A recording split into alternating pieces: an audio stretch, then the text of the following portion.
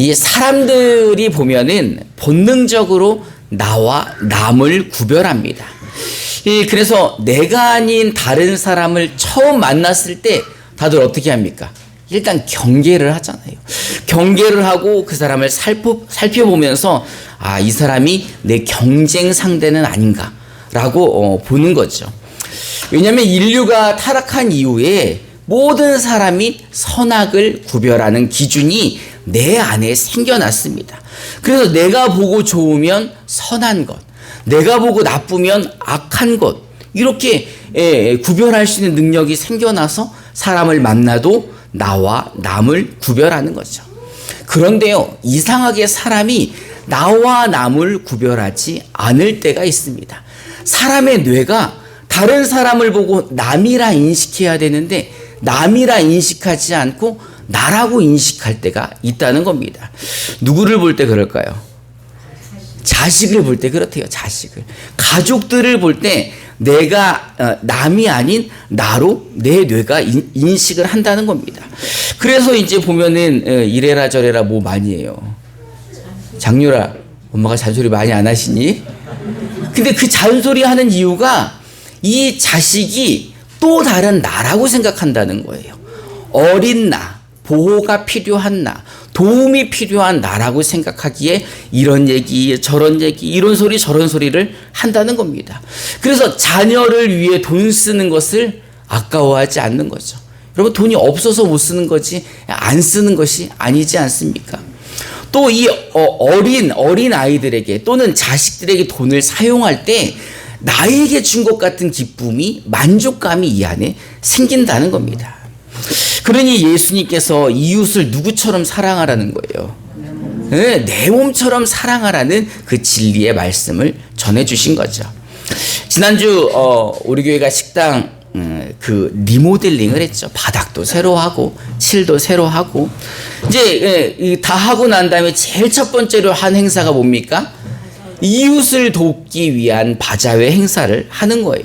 그래서 이제 여선교에서 이제 광고가 나왔는데 각자 집에서 사용하지 않거나 또는 이렇게 내놓을 수 있는 물건들을 가져오라는 겁니다. 그래서 이제 우리 사모님하고 이제 이런 것 저런 거 정리하면서 잘 사용하지 않았던 옷들, 물건들 이런 것들을 이제 바자회 물건으로 준비를 했는데 이제 그 취지를 알고 나서 이 바자회 수익금이 어디에 쓰여진다는 것을 알고 난 다음부터는 이 물건을 내는 게 아깝지가 않은 거예요. 그래서 얼마나 아깝지 않은지 우리 사모님은 내가 선물한 걸 다 갖다 내놓는 거예요. 모자도 갖다 내놓고 신발도 갖다 내놓고 그래서 내가 이거 아끼는 건데 아깝지 않아요? 그랬더니 바자회 취지를 듣는 순간 그냥 마음이 동해서 하나도 안 아깝다는 거예요. 그래서 제가 엄청 말렸어요. 근데 뭐 한 번도 입지 않은 옷도 내놓고 애지중지 간직했던 추억이 담겨있는 것도 막 내놓는 거예요. 그러더니 이제 여선교회 회장님이 오시더니 오뚜기 회사를 협박했는지 오뚜기 물건들을 막 갖다 놓는 거예요. 그래서 이분이 또 이거를 또 사장님을 협박했나 이 대리점을 털어왔나 여기를 다 이제 세팅을 해주신 거예요. 게다가 또 뭐 여자분들 매일 입을 옷 없다 하더니 장은 또 비워야지 옷이 생긴대나? 근데 한 보따리씩 갖고 와가지고 물건이 산더미처럼 쌓이는 겁니다. 그러면 이제 갖다 놓았으니 어떻게 해야 돼요?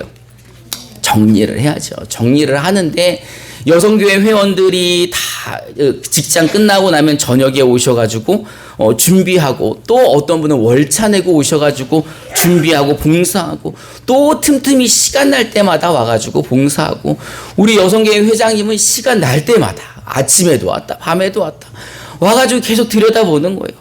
성도들이 이렇게 틈틈이 준비하고 이제 바자회 날이 딱 되면서 우리 성도님들이 이런 마음으로 다 오시는 거예요. 내가 아주 돈줄 내주러 왔다 그냥 아주 오늘 내가 돈 펑펑 쓸 거니까 자기 말리지 말래요.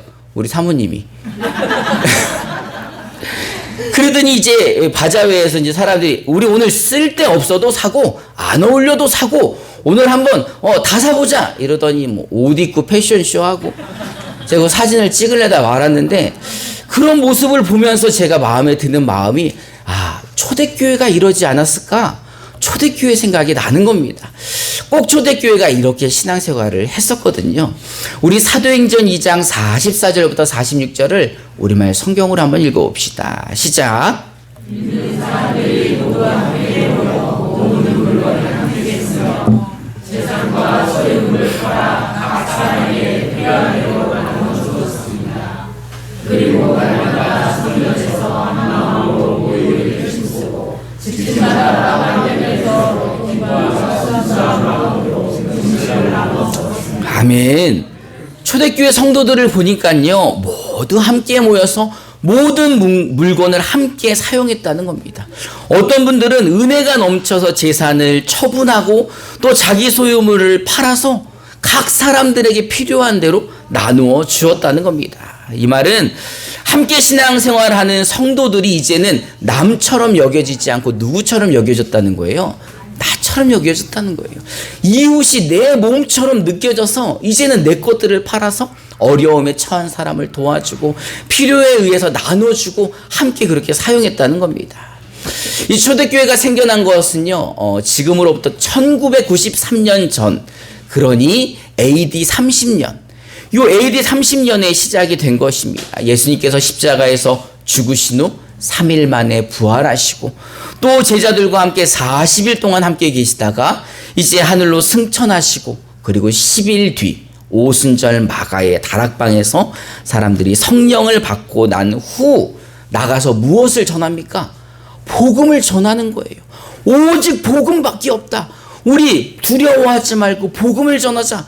이러고 그 숨어서 오순절 다락방에서 기도하던 120명의 제자들이 성령을 받고 이제 두려워하지 않고 나가서 복음을 전한 겁니다.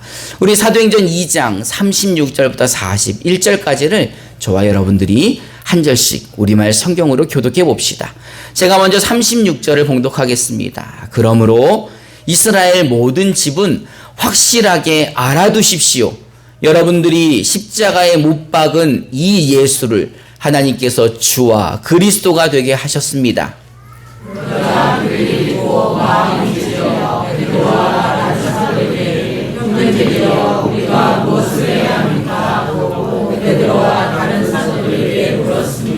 이때 베드로가 대답했습니다. 회개하십시오. 그리고 여러분의 죄를 용서받기 위해 예수 그리스도의 이름으로 여러분이 각각 세례를 받으십시오. 그러면 여러분이 성령의 선물을 받게 될 것입니다. 이 약속은 여러분과 여러분의 자녀와 먼데 있는 모든 사람, 곧 우리 하나님께서 부르시는 모든 사람들에게 주신 것입니다. 베드로가 이 사악한 세대로부터 구원을 받으시오 라고 말하면서 다른 여러 가지 말로 확증하며 그들을 권했습니다. 그러자 베드로의 말을 받아들인 사람들이 세례를 받았고 그날 믿는 사람의 숫자가 약 3,000명이나. 아멘. 이스라엘 사람들은요, 예수님을 메시아라고 생각했습니다. 즉 그리스도라 생각했다는 거죠. 자기들을 구원해 줄 구원자라고 생각을 했습니다. 그래서 이 그리스도 예수를 따라다니면은 기적도 이적도 막 행하고 무리를 걷기도 하고 보리떡 5개와 물고기 2마리로 5,000명을 먹이기도 하고 이분이면 우리를 구원할 수 있겠다라고 생각을 했었는데 십자가에서 죽을 때 보니까 자기 자신을 구원하지 못하는 거예요. 그래서 사람들이 외면합니다. 그런데 베드로가 이 복음을 전하는 거예요. 너희들이 죽인 그 예수가 바로 그리스도다 라는 복음을 전합니다. 그랬더니 사람들이 이 복음을 듣고 자신들이 잘못했다고 생각을 합니다. 그들이 베드로에게 이렇게 말합니다. 우리가 무엇을 해야 합니까? 우리가 이제는 어떻게 해야 됩니까? 라고 물어보자 베드로가 회개하라 이야기하고 세례를 받으면 성령을 선물로 받게 될 것이다 라고 복음을 전합니다. 그랬더니 사람들이 이 복음을 듣고 예수를 믿어 회개하고 세례를 받아 성령을 받은 사람들이 그 날만 몇 명이었다는 거예요. 3,000명이나 됐다는 거예요. 이들이 바로 초대교회를 형성했던 처음 초대교회 성도들이 되었다는 겁니다. 이들이 초대교회 성도들이 되고 나서 뭐 어떻게 살았다는 거예요? 함께 신앙생활 하면서 함께 먹을 것도 나누고 필요에 의해서 나눠주며 살았다는 거예요. 근데 여러분, 이 복음이 전했던 곳이, 이들이 신앙생활 했던 곳이 어디인 줄 아십니까? 딩동댕인데 거기는 집이고 그 동네, 그 도시, 어떤 도시였을까요? 예루살렘이에요. 예루살렘이 어디예요? 예루살렘, 예수님이 붙잡혀가지고 십자가에서 죽으셨던 곳이 예루살렘입니다. 예수님이 죽으시고 얼마 되지 않은 시점인 거예요. 예수님이 부활하셔서 40일 동안 함께 하셨지만 예수님은 이미 승천하고 안 계신 그 예루살렘에서 이들은 숨어서 기도했어요. 마가의 다락방에서 숨어 기도했지만 이제 그들은 두려워하지 않고 마가의 다락방을 나옵니다. 사실은 마가의 다락방에서 숨어 기도하던 이유가 뭐예요? 나가면 잡혀 죽기 때문에 예수님처럼 죽을지도 몰라서 너무 두려워서 그들은 다락방에 숨어 있었는데, 이제는 그 예루살렘에 나가서 당당히 복음을 전했고 거기서 예수를 믿은 사람이 3,000명이나 됐었고, 그들은 흩어지지 않고 거기서 초대교회로 모이면서 서로 함께 신앙생활하며 나누며 살았다는 것입니다. 할렐루야. 여러분, 돈 필요 없는 사람 있습니까? 돈이 너무 많아서 내 재산을 팔아 나눠주는 사람 있습니까? 그런 분 있으면 교회다 좀 버리세요. 아니면 저한테다 좀 버리든가. 여러분, 세상에 돈이 소중하지 않은 사람은 아무도 없습니다. 그런데 초대교회 성도들은요, 자기 재산을 팔아서 나눠주고 자기 물건들을 팔아서 성도들의 필요에 따라 나누어 주었다는 겁니다. 이거 여러분 보통 일 아니잖아요. 여러분, 이들의 심령에 정말 남이 아닌 내가 되는, 이웃이 내 몸처럼 여겨졌던 큰 사건이 있었는데, 그게 바로 예수 믿고 회개하여 성령이 그 마음 가운데 들어왔다는 것입니다. 할렐루야. 여러분들은 그 성령을 받으셨습니까? 성령은요, 예수 믿은 자들 안에 거하시면서 그 진리의 말씀이 생각나게 하시는 거예요. 또 그 진리의 말씀을 가르쳐 주시고 그 진리의 말씀대로 살 수 있도록 도와주시는 분이라는 겁니다. 이 성령님이 초대교회 성도들 가운데 임하시어 그들을 진리 가운데로 인도하시고 가르치시니 이제 두려움이 사라지고 이제 이 복음을 들고 나가서 그들에게 담대히 전할 수 있었고, 또 이 복음을 들은 사람들은 이제 세상 부귀 영화 부질없음을 깨닫고 내 재산을 팔아 내 것들을 다 나누어주는 이런 이웃을 내 몸처럼 사랑하는 일들이 벌어졌다라는 것입니다. 여러분들은 사랑해 보셨습니까? 이거 왜들 이러세요? 사랑도 안 해본 사람들처럼. 여러분, 사랑해 보셨습니까? 아니, 사랑하는 사람 생기면 어때요? 아깝지 않잖아요. 사랑에 빠지면요, 배는 게 없죠. 있는 돈 없는 돈 모아서 그 사랑하는 사람에게 뭔가 해주고 싶잖아요. 저도요, 우리 사모님을 너무 사랑해가지고 그냥 뭐 있는 돈 없는 돈 다 모아서 예쁜 옷을 선물했는데 바자회에 있더라고. 아니, 신혼여행 가가지고 있는 돈 없는 돈 모아서 우리 장모님 선물을 사드렸는데 바자회에 있더라고. 그 25년 지나면 모르실 줄 알았죠.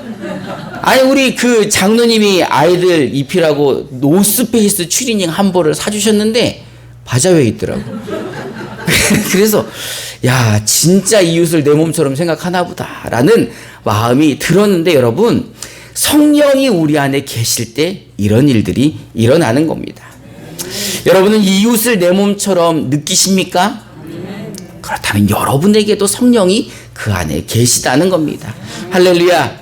이웃에게 나눠주는 것이 행복하고 기쁘시다면 바로 성령이 내 안에서 역사했다는 것입니다.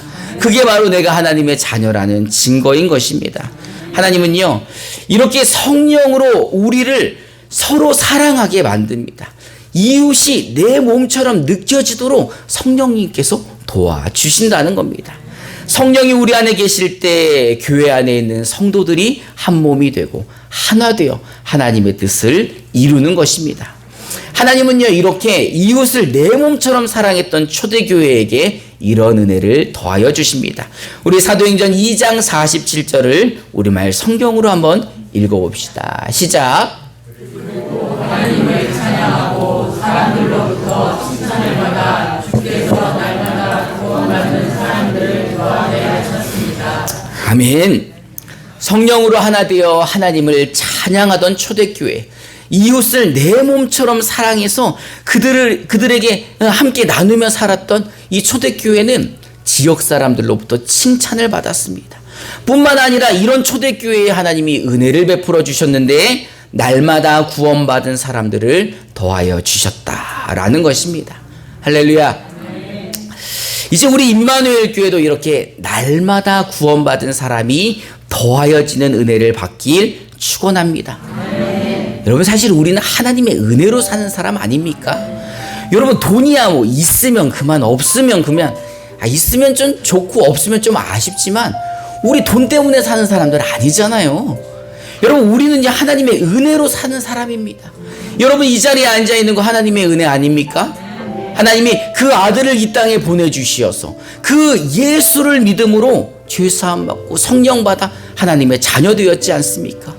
그러니 우리는 은혜 받은 사람입니다. 그러면 이 은혜 받은 사람이 해야 될 것은 무엇일까요? 먼저 이 은혜에 감사하며 하나님을 사랑하는 거죠.